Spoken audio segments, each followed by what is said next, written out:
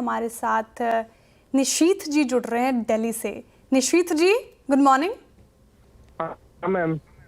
जी, मैंने आपका नाम सही प्रोनाउंस किया ना? निशीथ ही है ना आपका नाम?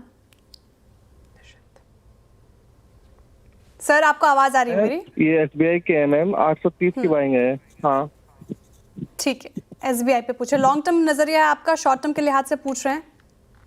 शॉर्ट टर्म के लिहाज से लिया था मैम ये भी, और TCS का जो भी है मैम वो 4100 कुछ रुपए की बाइंग है, 4169 रुपए की। TCS का आपने? हाँ, TCS का भी 4169 रुपए की बाइंग है। ठीक है, और कितनी क्वांटिटी है? मैम 110 क्वांटिटी TCS की और SBI की 604 है मैम। ठीक है, SBI से शुरुआत करती हूँ आपके सवाल। SBI 604 क्वांटिटी आपके पास, 830 की खरीद है, 741 के लेवल पर कारोबार कर रहा है। और ठीक है, आज तो क्या ही कहना, 3.5% की गिरावट, लेकिन एक महीने में ठीक ठाक परफॉर्मेंस दी है SBI ने। क्या करना चाहिए गाबर सर? PSUs में किसी से भी मैं पिक पूछती हूँ तो SBI आता है। आपको स्ट्रेंथ नजर आ रही है इस पर्टिकुलर काउंटर पर? देखिए, SBI is the best stock among the PSU, no doubt about it. लेकिन जब मार्केट वीक है तो सभी गिरेंगे ना, बारिश पड़ेगी तो सभी गिले होंगे। ये हाल यहाँ पर भी है SBI, और थोड़ी गिरावट बढ़ सकती है। बहुत फास्ट दौड़ा था फ्रॉम 200 to 900, नो डाउट उस तक गिरावट है। अगर वीकनेस बढ़ती है और बढ़ती है, थोड़ा वक्त और लगे, तो मुझे लगता है लोअर लेवल करीब 700 भी ब्रीच कर सकता है और शायद 650 600 भी जा सकता है तो वीक, कहीं पर स्ट्रेंथ नजर नहीं आती है SBI में। बाउंस करे तो 680 के आसपास से भी बाउंस कर सकता है, लेकिन वहां पर ये आ सकता है। तो डाउन साइड ऑन है SBI में, the best stock no doubt, लेकिन गिरना तो चाहिए। बेस्ट स्टॉक है लेकिन हिलना तो चाहिए बिल्कुल। लॉन्ग टर्म के लिहाज से ठीक है SBI, अपने कोर पोर्टफोलियो में आप शामिल कर सकते हैं, कोर पोर्टफोलियो वाला स्टॉक SBI। TCS पे भी इनका सवाल है गाबर सर, और हालांकि टाटा ग्रुप की कंपनियों में देखिए भारी बिकवाली आज देखने को मिल रही है। TCS भी उसमें से एक, लगभग 4.5% टूट कर रहा है कारोबार। IT में तो पेन है जिस तरीके से ग्लोबल समीकरण बन रहा है, लेकिन चार्ट्स पे क्या इंडिकेशन फिलहाल देखने को मिल रहा है? काफ़ी ज़्यादा लॉस में है ये। अगर TCS की बात करूँ तो 4169 की खरीद इनकी, और फिलहाल 3146 के लेवल पर कारोबार कर रहा है तो वीक। आज एक अपमूव मिल रहा है क्योंकि गैप डाउन खुला है, तो अपॉर्चुनिटीज जिसने शॉर्ट किया था वो कवर कर रहे हैं, स्ट्रेंथ नहीं है। अगर आज का लो ब्रीच हुआ था, और मुझे लगता है ब्रीच होगा आजकल में, तो फिर करीब लो लेवल 3000 के भी देखेंगे।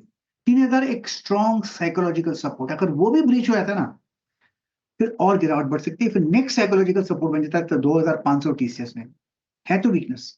इस अपमूव मिल सकता है, लेकिन अपमूव में शॉर्ट कवरिंग होगी, बाइंग नहीं, ऐसा मुझे लगता है। ओके, तो ये थी राय स्टेट बैंक ऑफ इंडिया और साथ ही साथ टाटा कंसल्टेंसी। वीकनेस परसिस्टेंट यहाँ पे बनी हुई है। चलिए आगे बढ़ते हैं और छत्तीसगढ़ से विक्की जी हमारे साथ जुड़े हैं। विक्की जी, गुड मॉर्निंग। आज आवाज़ मुझे ही लेट आ रही है या मतलब ये कुछ दिक्कत आ रही है? मार्केट जिस तरीके से इस टाइम पे फॉर्मेट दिखा रहा है, वैसे सबकी आवाज़ बंद हो गई है मुझे लग रहा है।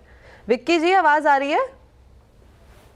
चलिए कोई बात, ठीक है, कोई बात नहीं, मैं ये सवाल ले लेती हूँ। छत्तीसगढ़ से विक्की जी का सवाल है, बॉम्बे स्टॉक एक्सचेंज पे 250 शेयर्स हैं इनके पोर्टफोलियो में, 5510 की खरीद है और करंटली अगर हम मार्केट प्राइस देखें तो यहाँ पे काफ़ी ज़्यादा करेक्शन तो ऑलरेडी आ गई है। आज 9% से ज़्यादा BSE टूटता हुआ नजर आया है। पिछले कुछ टाइम से वैसे भी ये खबरों के लिहाज से बना हुआ था ट्रेंडिंग शेयर्स में। गाबा sir, over to you.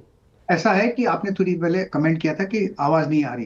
Actually बम्बईया बाजार में, आप बॉम्बे से नहीं है, उसके ना बोलती बंद हो गई। बात ये है एक्चुअली, और कुछ नहीं। रही बात BSE की, चार्ट मेरे पास नहीं होता क्योंकि BSE लिस्ट ट्रेड करता है NSE को, और मैं यूज करता हूँ डाटा BSE का। तो मुझे लगता है ये लॉन्ग टर्म के लिए BSE अब भी अच्छा है। मार्केट कितना भी कुछ कर ट्रेड करेगा तो BSE कमाएगा, वॉल्यूम्स बढ़ेंगे तो BSE कमाएगा, लेकिन शॉर्ट टर्म में वीकनेस आ सकती है, आई एम नॉट वरीड, लेकिन लॉन्ग टर्म में BSE अच्छा है। तो लॉन्ग टर्म पर्सपेक्टिव से के हिसाब से BSE is a good thing, but अभी शॉर्ट टर्म के हिसाब से यहाँ पे हो सकता है कि और भी वीकनेस हमें देखने को मिले। चलिए वक्त हो गया है एक छोटे